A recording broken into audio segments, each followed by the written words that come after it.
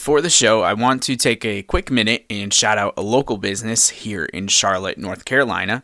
This is not a sponsored ad. This is just a feature, something I want to do to promote one of the many local businesses in my city.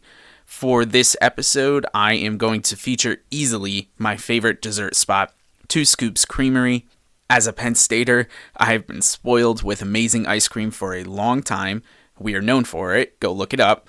And when I got to Charlotte, we actually lived right down the street from the original Two Scoops in Plaza Midwood. Let's just say that my wife and I became frequent visitors, and it continues to be one of our favorite places to go. We even went a couple weeks ago on one of the coldest days of the year. It's that good. So, if you live in the Charlotte area, please consider stopping by Two Scoops to get your ice cream fix. You will be supporting a local and Black-owned business. Now, it's on to the show. Hey everyone, I just want to take a minute to tell you about my Amazon #1 best-selling book, Culture of Excellence. How do culture and leadership impact the performance of a team? For the past 30 years, one organization in baseball has stood taller than all of the rest, the New York Yankees.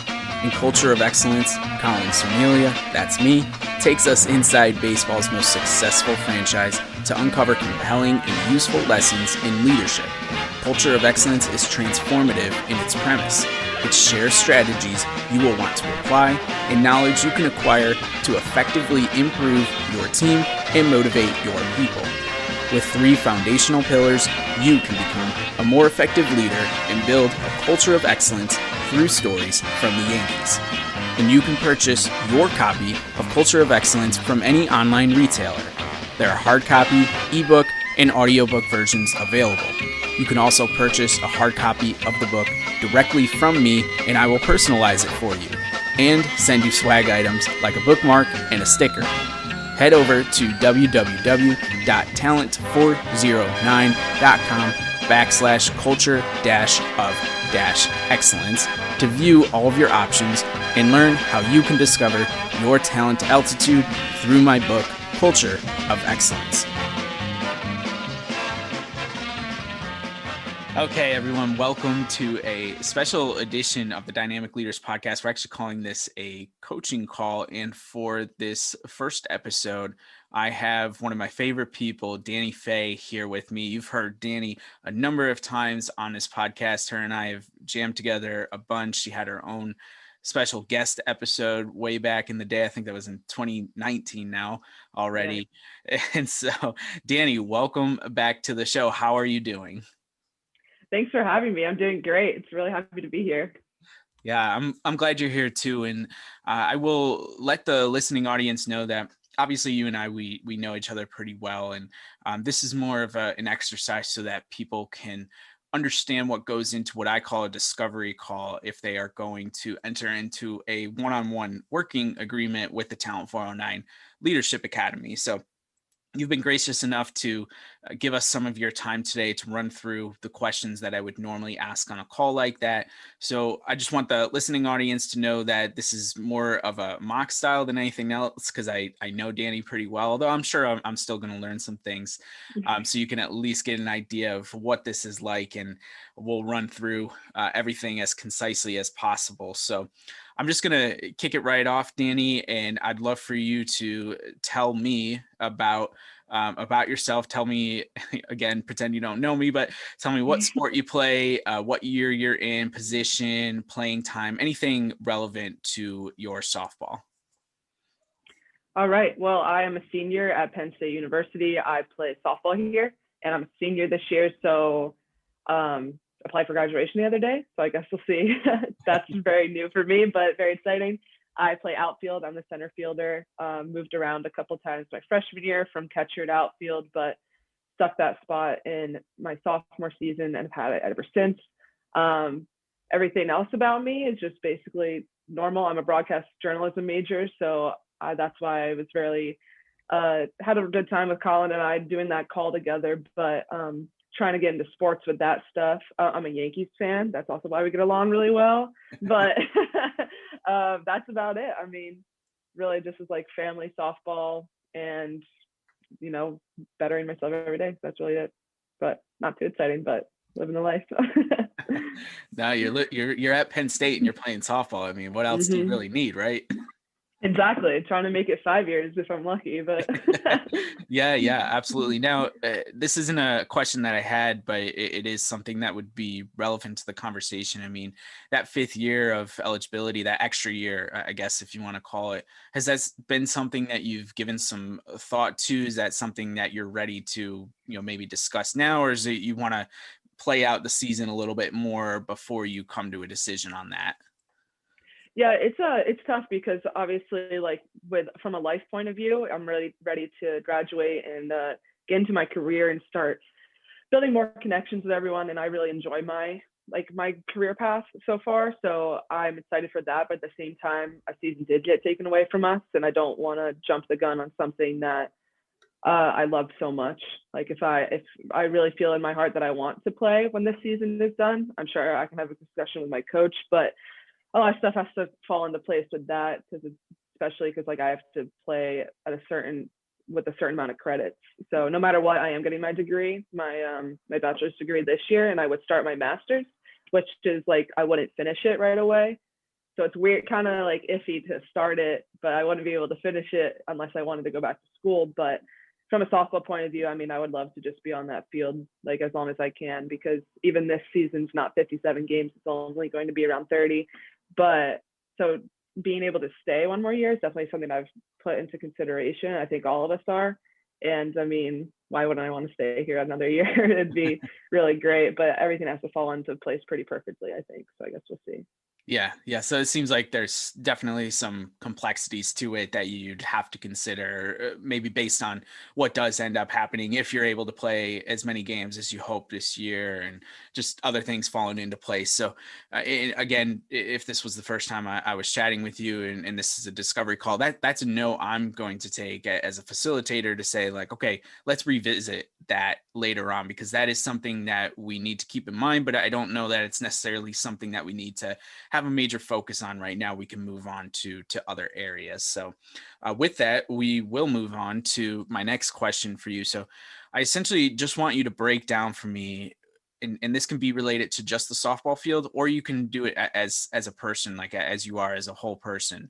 But I'd like you to list off your head here some of the strengths that you feel you have as a person. Mm-hmm. Strengths as a person, I know they directly correlate to how I am as a teammate.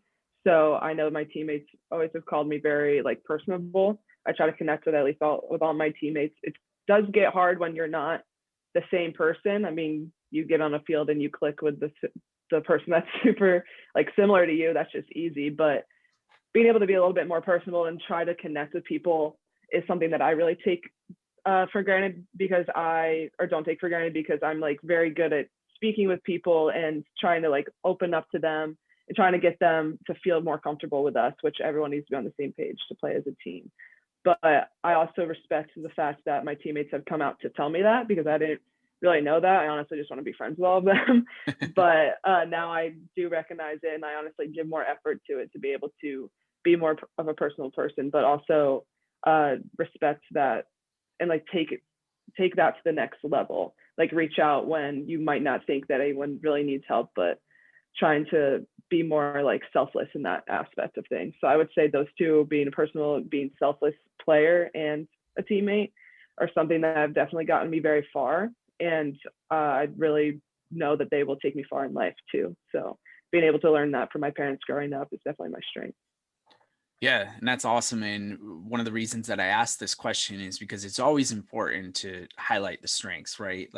So often I think we get stuck in, whether it's personally we're reflecting on ourselves, or we're reading a self-help book, we're always looking to fix something, right? There's something wrong with us, but all of us have strengths. So to ask that question and to understand where your strengths are right now is something that we want to highlight, because essentially what we're going to end up doing is using your strengths to help you build on some of your weaknesses, which we're going to get to here in a second. So great to know that you've been able to identify those strengths. Now I want to flip it then to the weaknesses. And I know this is sometimes difficult for people to admit they have problems, but I think it takes a self-awareness to admit that you have areas of weakness. And it doesn't mean that you're a dumb person. It doesn't mean that you're a bad player or a bad teammate. It just means we can work on it. So off the top of your head, are there areas, challenge areas, areas of weakness, however you want to look at it, that you can talk to us about?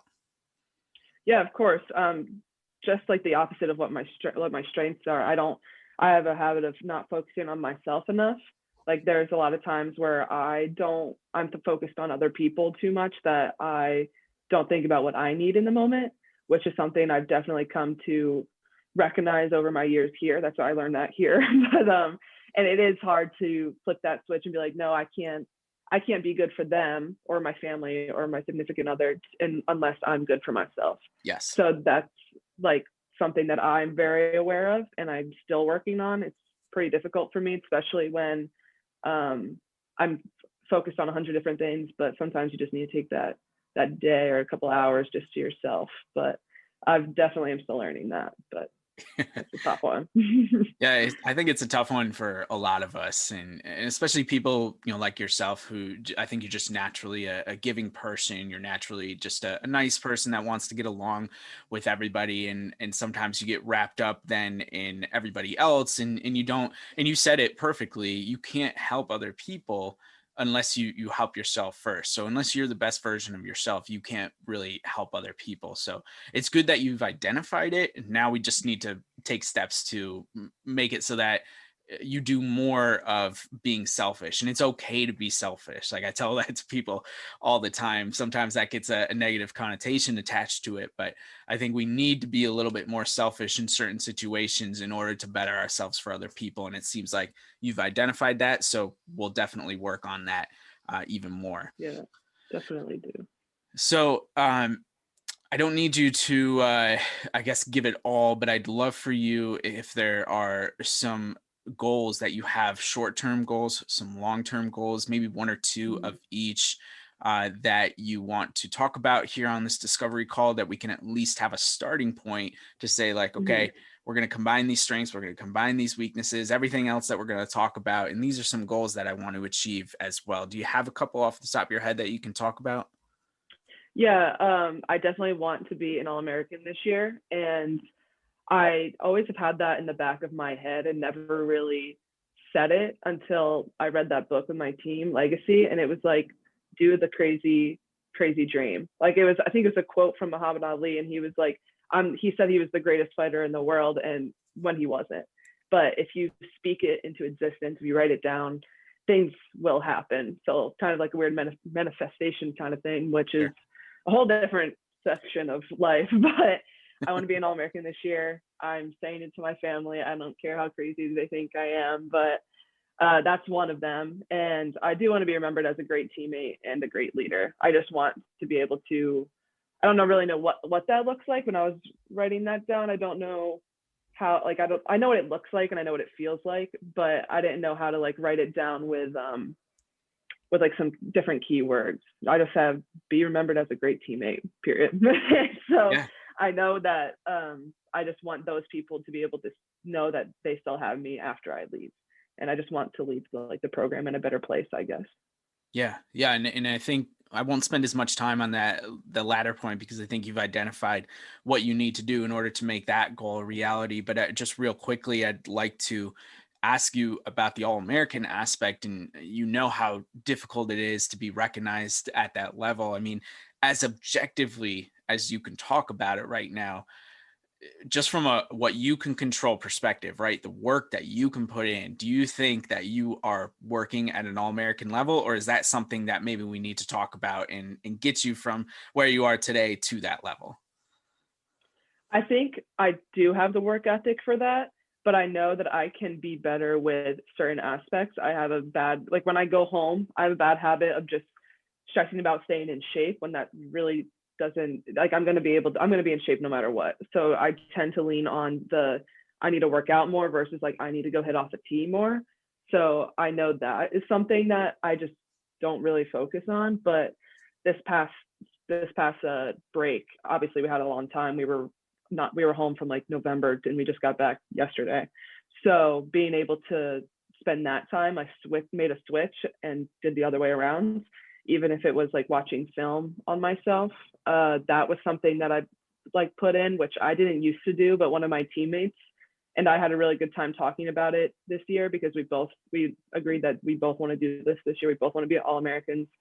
She's a sophomore, I'm a senior. Obviously, she has more time to make that dream happen. But I know that my work ethic's there, but I just have to focus more on the softball piece because I'm not like for softball, my hitting is where I'm going to have to try really hard and work hard to figure out that piece and be a smarter hitter, which my new coach, Coach Telka, he actually worked with the Cubs and he's really a good person to bounce ideas off of.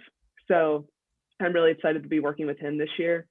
And because I'm not really worried about my defensive play too much, but obviously I still need to work on it. So Yeah, absolutely. And I'm reminded, this is again a really good conversation, good talking point that we're having. And hopefully you'll be able to take away from this what I'm about to say to you. But Chipper Jones was one of my favorite players growing up, and Chipper Jones was a switch hitter.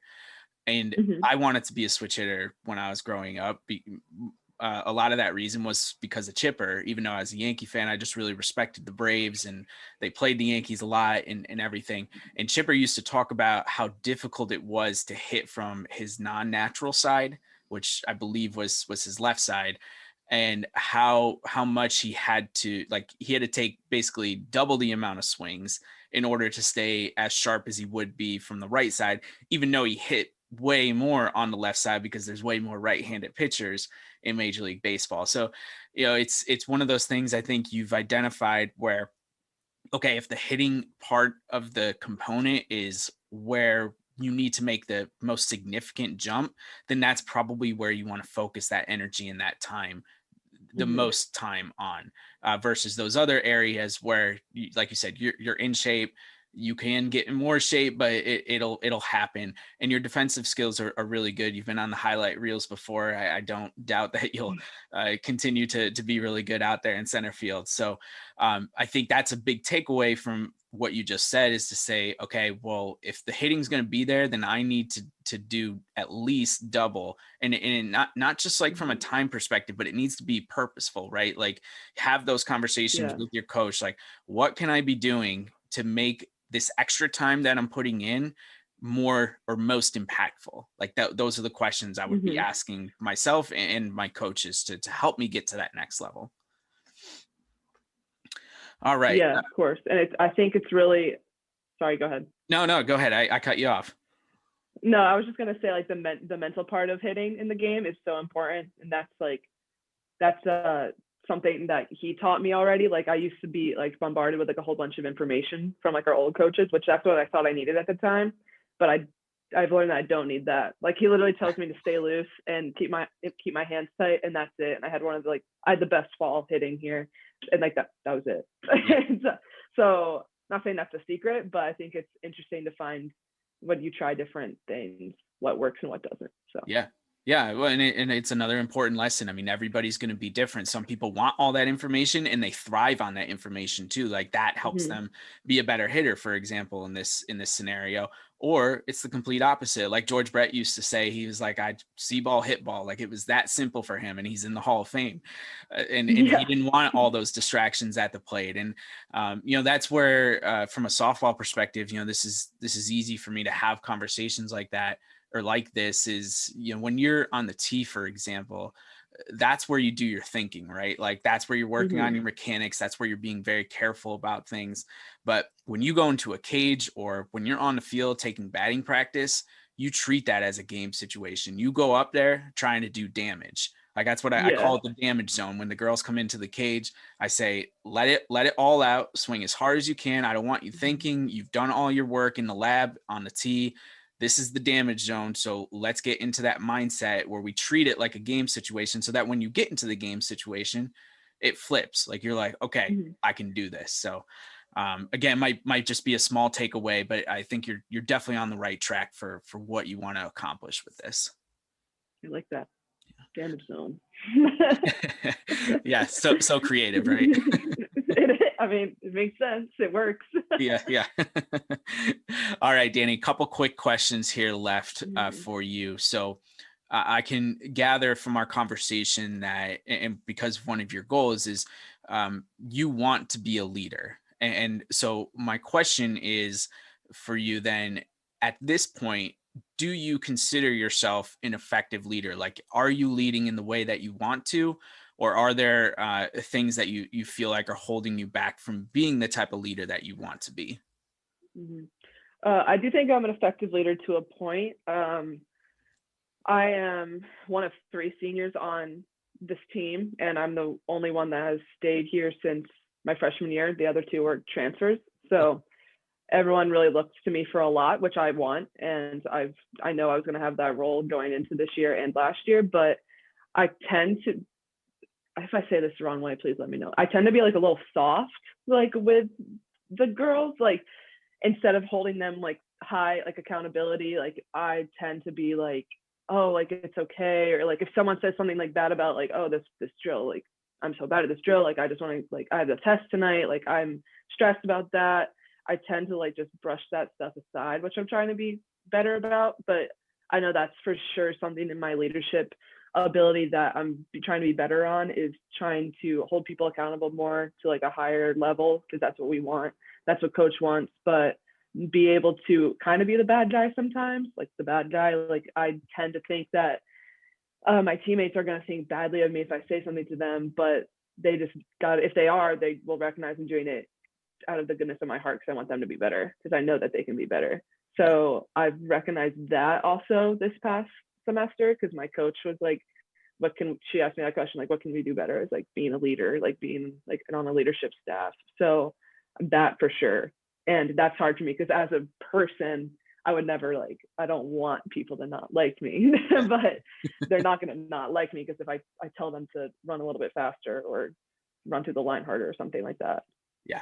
Yeah. And So so you're basically trying to find that line between good cop, bad cop in a way that you can still be effective. And I think something that might be helpful again to take away from this conversation is that when you essentially want to hold people accountable. You want them to, when they're at softball practice, for example, we shouldn't be focused on an upcoming test. We shouldn't be yeah, focused on, maybe some external distraction. Our test's important, our family events important, yes, but as much as we can, we want to be focused on softball in the moment so that we can make this time as impactful. And I think if you're worried about being received in a poor way because you are playing that bad cop role, it might just be helpful, whether it's in a one-on-one setting or you just take them aside real quick and say like, hey, this is why I'm asking you to do it. Explain it a little yeah, bit more. And sometimes people need that. Other times, they might be like, whoa, okay, Dani, I got it. And I'm good. But some people, might need that little bit of extra nurturing, I guess, for lack yeah, of a better word. And that's okay. And that's where, as a leader, you'll identify it, just like, you have different ways to learn. So does everybody else. So when you're trying to get a point across, some people are going to take it right away and they're going to be okay. And other people are going to need it in a different way. So, I wouldn't be so much worried about being being seen in a negative light.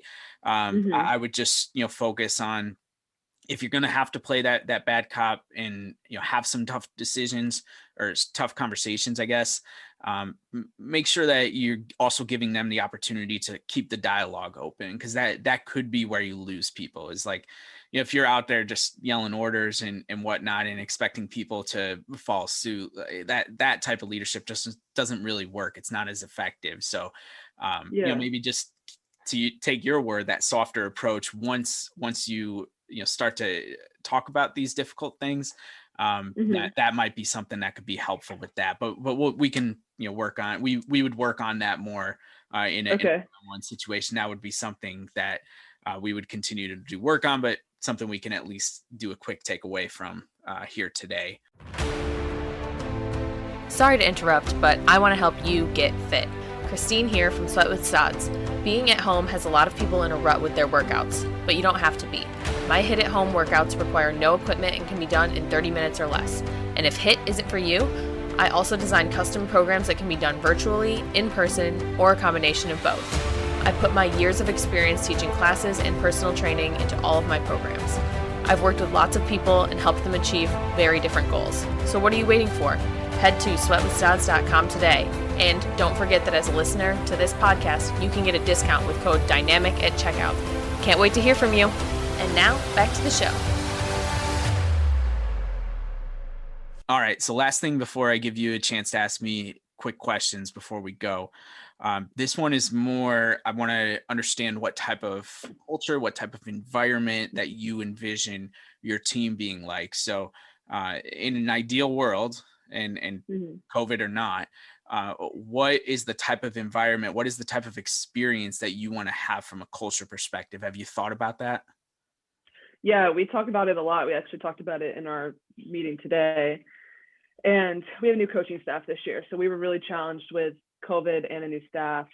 We got through it, obviously. We love the staff, but they're really trying to make a difference here. And that is being culture. When they came in, they kind of asked us, like, what's our culture? And all of us were like, we don't really have one. Like, we obviously have tried really hard and like, we know what it means. We know what it looks like. But in a perfect world, the culture that we want to build, and I know it might not happen when I'm here. I would love for it to happen. So in a perfect world, it happens this year. Everyone's bought in. Like, no one goes out of their way, like, to not think like their team, like not think team first. Like, that's something that we've had problems with in the past. Like it's what you said, external distractions. Like, those have overcome people very easily on our team in the past. And I think people are starting to realize that it's not okay if we want to be successful on the field, because it does directly translate. And I think it's very like this, we're all have like really good friendships on the team, but I think people have to, like, a culture doesn't mean to me like we all need to like be really like close knit, all this stuff. Like, one of our main like values is we call ourselves like family. Like, we're Ohana. Like, our head coach is Hawaiian, so she wants to add the Ohana piece.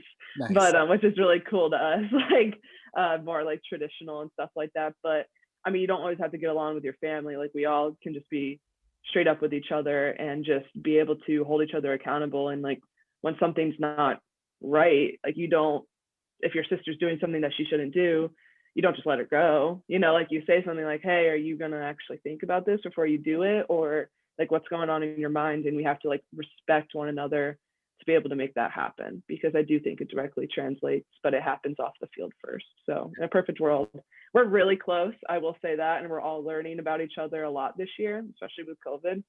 So that's really good, but that's what we're trying to build. So yeah, I love it. And family is one of those words that gets thrown around so often, not just in sports, in the corporate world. And what I love the most about what you talked about, and this is really going to, I think, obviously help you achieve, whether it's Ohana or family or however you want to actually define it, is you took the time to define what a family is. Like, when you have disagreements, how do you react to it? You don't just shut down and never talk to the person again, right? Or backstab them or things like that. Like, when you're a family, you have to work through even the difficult situations. And then when it's good, it's really good, right? So I love that you've already taken the time to really start defining that. And I think as a team, that'll obviously continue to help all of you. So that's a really good shout out there. And it seems like you're on the right track. So, all right.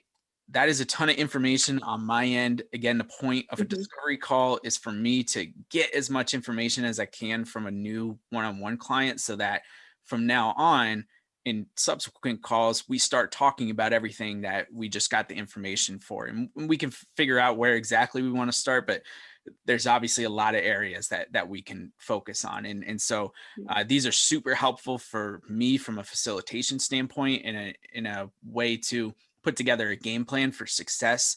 And hopefully they're helpful for you on the other side too, as just a way to talk through things that I'm sure you've thought about before, but maybe some things that you haven't as well, or haven't at least in a long time, and they come back and now you're a little bit sharper with everything. So before we end the discovery call, I do like to see if there's any questions that you have for me. Normally there would probably be questions about the process and kind of what to expect moving forward. But if there's anything that you wanted to know, whether it's about my working style or what to expect or anything that we haven't covered, this would be the time to ask questions. I just had a question about the journal. Does everyone get one of those and fills it out before your one-on-one? Good question. Not yet, but it could be something in the future. I hadn't even thought about that from a one-on-one perspective. I created them for teams to use, and obviously the individuals on the team, but you're totally right that would be really good. And what Dani's referring to is training journals that as of this recording aren't on the website yet, but by the time this recording goes up, they will be available on the website. And Dani's gotten to see a proof ahead or give me some feedback on everything. So that might be definitely a tool that we can use, because that is, when I talk about it with teams, that's something that they can do when they're not getting time with me and when we're not doing this work. And that's something you can do on your own to hold yourself accountable. So great call out there. We'll make sure that we make that happen. But yeah, as of now, I hadn't even thought of it. So I'm glad you asked that. I was just wondering because I loved it. I mean, I'm going to print it out and I'm actually going to I'm going to use it because I love stuff like this. And I actually I don't know, because journaling can be hard with just by yourself. Yeah. I've found I've tried it before, but it's hard. And I like that you write down your dreams and you write down your goals. And this is how I'm going to do it. I liked that follow up. And then I was just looking at the meditation. I'm sorry, I'm giving this away. No, it's okay. It's okay. Don't worry. I've never really tried meditation before, but I'm gonna give it a shot. I mean, why not? The only thing that I've ever done close to this is breathing with our sports psychologist and kind of thinking and visualizing. So I'm gonna see what we have for that. I think we can use the Calm app for free. I don't know if you've ever used that before, but I think that'll hold me accountable to try something new, because why not? So I was just wondering because I loved it a lot. So that'll be exciting for people to get into. Yeah, absolutely. Well, thank you for the glowing review on that. That's certainly you're welcome. It's gonna help people get excited. Yeah, I've enjoyed it.